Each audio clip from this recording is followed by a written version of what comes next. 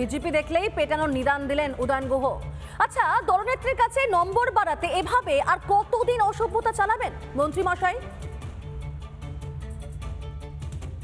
একটা বিধানসভা কেন্দ্রে একজন আক্রান্ত হলে বাকি 8টা বিধানসভা কেন্দ্রে বিজেপির 8 জনকে পেটাতে হবে।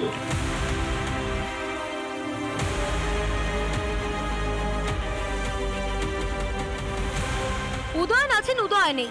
বিরোধীদের হুমকি দেওয়া যেন মজ্জায় মজ্জায় ঢুকে গিয়েছে উত্তরবঙ্গ উন্নয়ন মন্ত্রী।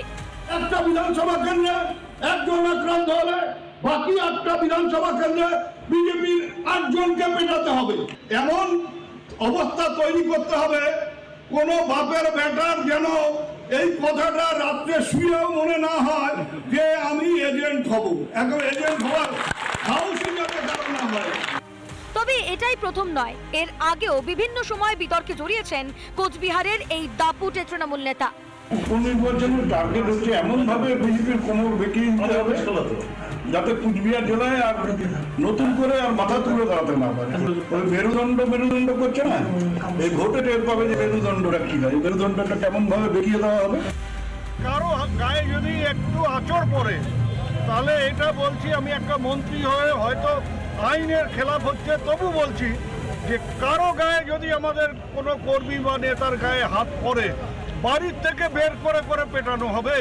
আমাদের শপথ নিতে হবে একটা বিজেপি যেন আর বুড়িঘাটের রাস্তায় বেরোতে না পারে। শীতের কাজ নিশীতের যে গুন্ডামি তার খেসারত দিতে হবে এইখানকার বুড়িঘাটের যারা বিজেপি কর্মী আছে তাদের।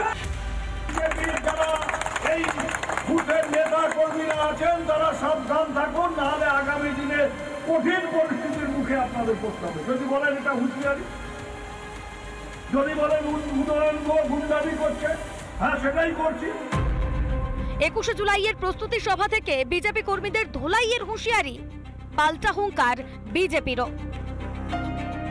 এদের নিদান এরকমই, পেটাও, ভেঙে দাও, গুড়িয়ে দাও। যদি কোনো বিধানসভার কোনো বিজেপির গায়ে হাত ওঠায় এর পরবর্তীতে বিজেপিও আর পিছপা হবে না।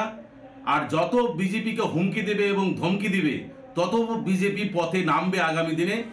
জেলায় জেলায় গোষ্ঠীদ্বন্দ্বে জীর্ণ তৃণমূল, এরপরেও বিরোধীদের হুঁশিয়ারি দিতে ছাড়ছে না শাসক দল। এভাবে হুমকি হুঁশিয়ারি দিয়ে গদি বাঁচানোর ছক কষছে রাজ্যের শাসক দল রিপাবলিক বাংলা। নানা ধরনের কন্টেন্ট দেখার জন্য লাইক করুন, শেয়ার করুন আমাদের ফেসবুক পেজ, সাবস্ক্রাইব করুন আমাদের ইউটিউব চ্যানেল। পাশাপাশি অন্যান্য ব্রেকিং নিউজের জন্য অবশ্যই চোখ রাখুন রিপাবলিক বাংলায়।